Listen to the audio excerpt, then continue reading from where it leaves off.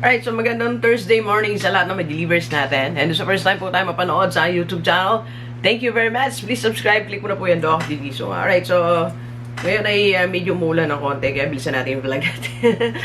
Sa lahat ng mga OFW natin, mga delivers at kaibigan na rin, marami na tayong mga na-coach na OFW. Maraming salamat sa inyo. At sa lahat ng mga gusto magpa-coach pa, online, I'm accepting online coaching. So, message lang kayo sa aking FB page, Dr. Gigi Sunga. Alright? Okay, so, lifestyle, negosyo, at business para sa mga OFW. Yan. Huwag natin kalimutan, dinagdag ako ng lifestyle. Alam yung lifestyle ng tao, it dictates kung anong klase future meron ka, kung anong klaseng source of income meron ka. Kaya mahalaga na alam natin, let's check our lifestyle at mag-adapt tayo ng lifestyle na kapaki-pakinabang, kaaya-aya, and at the same time, you will be happy. Alright? Like kung dinudugsong ang salitang happy because sabi ko nga, ang duties natin sa buhay ay number 1, to become successful. Second, to become happy. That's self-fulfillment. Okay?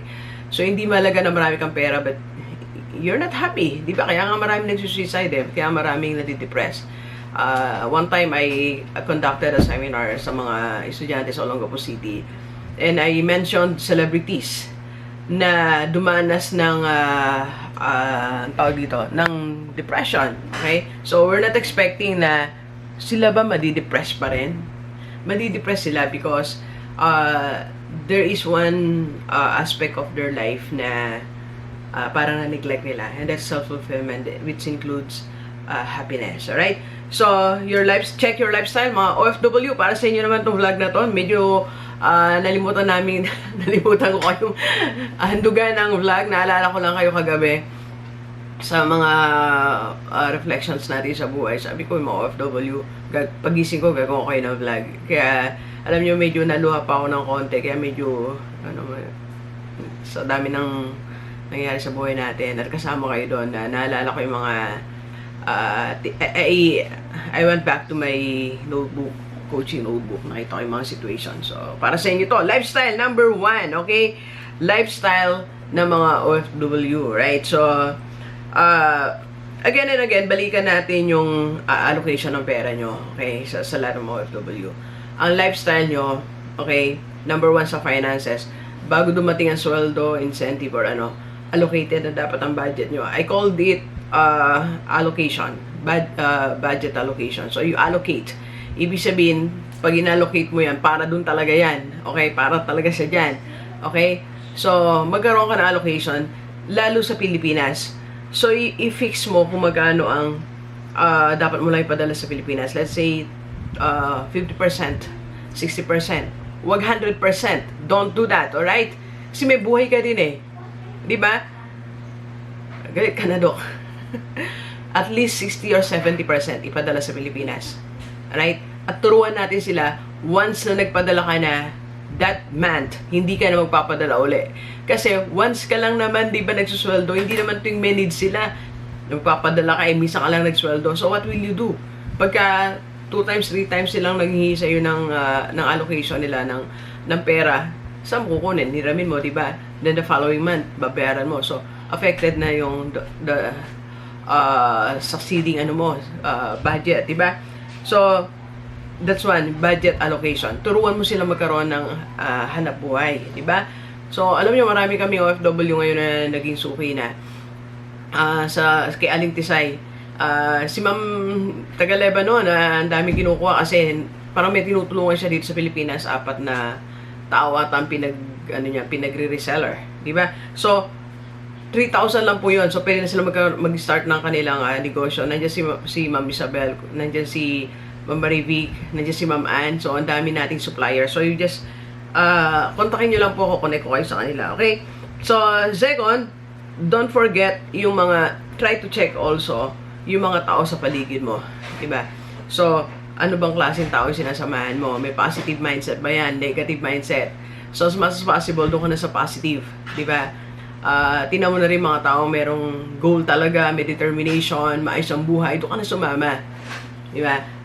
Huwag ka nang mag-take ng risk, dito na lang muna ako kasi mukhang masaya sila. 'di ba? So ngayon pag-usapan natin paano ka ba sasaya, 'di ba? Tiyakin mo na masaya ka rin sa iyong journey diyan. Okay, your lifestyle, at least once a month, make sure nakapasyal ka sa isang magandang lugar diyan. Nakakain ka sa pagkain nila, 'di ba? You do the things that make you happy while you're there.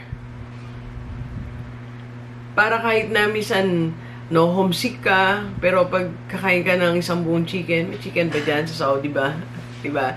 So at least, sumasaya tayo, diba? Yung lifestyle natin, i-check din natin. Wag din masyadong sobra sa trends pagsunod natin yan. Remember, sabi ko nga sa mga previous vlogs natin, hindi ka turista dyan, you're working there as an OFW. So, kahit mahirap i-resist yung sale, I was talking to my sister nung kadarating niya. Sabi niya, alam mo, kasi doon pagka nag-sale, mahirap i-resist eh. Diba? I-resist mo yan. Diba? Check your lifestyle. May nakausap din akong isang dating nurse din dyan. Sabi niya, Dok, alam mo, pag malapit na yung sweldo, naisip mo na mag-invest, magnegosyo. Pero pag ito na yung sweldo, naisip mo na lang mag-shopping. So, something like that. I understand that kasi yun talagang nature natin eh. Pero, we can still control our actions. Diba? Meron pa rin tayo na, ano tawag dito, capacity to control kung ano yung dapat natin gawin. Kasi mind over matter pa rin yan eh, diba? Kung ano pa rin ang gusto natin, siya pa rin masusunod. Right? So, check your lifestyle. OFW. Second, usapang investment tayo. Review lang to. So, I just want to reiterate that you need to invest. Okay? Don't save your money, invest your money. Okay? So, for example, ang kaya mong i-save ay 3,000 a month. Okay? 3,000 na lang. So, napapadala mo iba, na pang la-lifestyle mo iba, na pang papaligaya mo, or that makes you happy. So, yung 3,000 is kaya mo siyang i-save, you invest it agad-agad. So, find investment. That's like what I'm recommending, IMG. Yung Sun Life sana maganda, yung Sun Life 3-in-1. Kaya lang nandyan po kayo sa ibang bansa. So, they are not allowing that. Any insurance company doesn't allow policy holder na wala sa Pilipinas. Right? So, that's their policy. So, you choose IMG na pwede kayong i-accommodate. And besides, okay, so, meron po silang mga financial education at sigurado tayo hindi may scam, okay? Dahil ko lang sa inyong ipapakonnect si Ma'am Lor Bautista na napakabait. Sa lahat ng mga nag-invest na sa IMG, naramdaman nyo naman kung gaano kabait si Ma'am Lor, diba? Na-feel nyo yung kanyang concern, na-feel nyo yung malasakit niya, kung gaano ako kabait, yeah. Ganon din si Ma'am Lor. So, lahat ng mga ini-stay natin sa team ko, mabait lahat yan, okay? So, you go to, you go to IMG Mutual Funds, and sama mo na ng Kaiser. It depends on your budget, okay? Kasi mahalaga na pagbalik mo dito sa Pilipinas, meron kang health card na pag nagkasakit ka, di ba? Swipe ka lang, di ba? Hindi ka natatakot magpa-check up kasi you will not be paying for it. May card ka naman, right? So, that's investment. And third, usapang negosyo tayo. Sa lahat mga OFW, anong negosyo para sa iyo pa rin? Again, ang mga negosyo i-recommend ko sa iyo, types of business, ay yung mga hindi ka siguradong maloloko, maglalabas ka ng pera, tapos wala namang income, di ba? Alam nyo, I was so, nalulungkot ako, kasi meron ako isang kinoach from Japan, nag-invest siya ng millions, pero walang nangyari, di ba? So, I don't like you to experience that one. Baka hindi nyo kayanin. Lalo na yung mga sobrang hard-earned money nyo. Tapos pupunta lang sa wala, diba? So, ito yung mga negosyo na pipilihan natin. Number 1, real estate investment. Okay? Why? Kasi hindi ka malulugi dyan. Pag binili mo na yung lupa, bahay, okay? So, one time lang ang pera.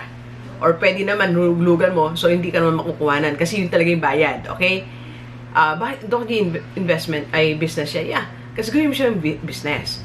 Marami kasi tayong mga OFW, bumibili ng mga properties, lote, bahay, and then pinapabayaan na.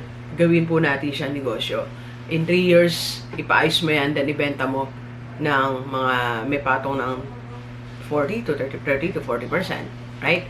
So, itong real estate investment na to, hindi ka malulugi. Hindi ka makukupitan kasi nga naka-fix. Right? one-time payment, then pag nagpadala ka naman, panlinis-linis lang, pang-maintain lang, di ba? Then, ibebenta mo na siya. Huwag masyado, kasi pag matagal masyado ang real estate property na hindi mo ginagalaw, baka maging liability yan kasi nagbabayad ka pa. Lalo kung bahay, di ba? Pinapa-ISO pa, familiar and everything, right? Second na pwede mong gawing business, bilang sa OFW, yung mga system, like, no Saturday ba yun? Yeah, Saturday. Villa ko si Ma'am Joyce, meron siyang Dr. Spin Laundress launch. Okay? So, nakita ko yung system. So, nakikita mo within the day kung magkano yung naging income mo, expenses, lahat, everything. So, alam mo sila nga, kamitin ko sila nung the other Saturday, iniwan nila. Then, this Saturday, kasama ko sila uli for a business meeting. May mga upcoming businesses kami nila, Sir CJ. Nandun lang. And then ngayon, meron silang pinuntahan.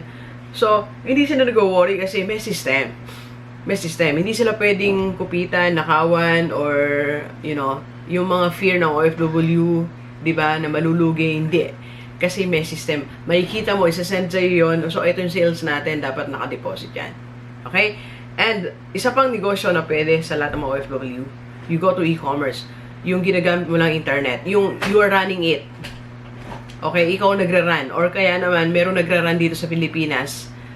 Pero nakikita mo rin ang payment. Kasi, like, if you will be going to dropshipping, makikita mo kung magkano na yung sales mo, magkano na yung kinita mo. If you will go to YouTube channel, makikita mo din lalo. Diba? Ako, daily nakikita ko magkano binibigay ni YouTube sa akin. Diba? So, online selling din. Okay? So, if you want to maintain it, o gusto mong papunta dito sa Pilipinas, makikita mo naman ang sales, di ba? So, ikaw ang hawak ng mga inquiries, something like that, okay? So, mga OFW natin, mga delivers, hindi dahilan yung pagiging malayo mo para hindi ka makapag-start ng yung investment at ng yung negosyo. Okay, ulitin natin, investment, you go to IMG, negosyo, e-commerce, or meron ng system or real estate. And you check your lifestyle. Ang lifestyle mo dapat laging kasama ang kaligayahan mo sa buhay, okay? You eat, huwag masyado mag-diet dyan, mga OFW. Then, check your allocation dito sa Pilipinas, di ba? And be with happy people, be with positive people, alright? And, lahat ng gusto magpa-coach, ngayon na, tumawag ka na sa akin, or message mo na ako sa aking page mismo, Dr. Gigi di Sunga. Alright, so, please share this video sa lahat ng mga kaibigan natin, lahat ng OFW yung kakilala mo, and pamilya nila dito sa Pilipinas para maintindihan sila at para sama-sama tayong mabago at tumulad ang ating buhay. Alright, so thank you very much, Delivers. Enjoy the rest of the day and let's go!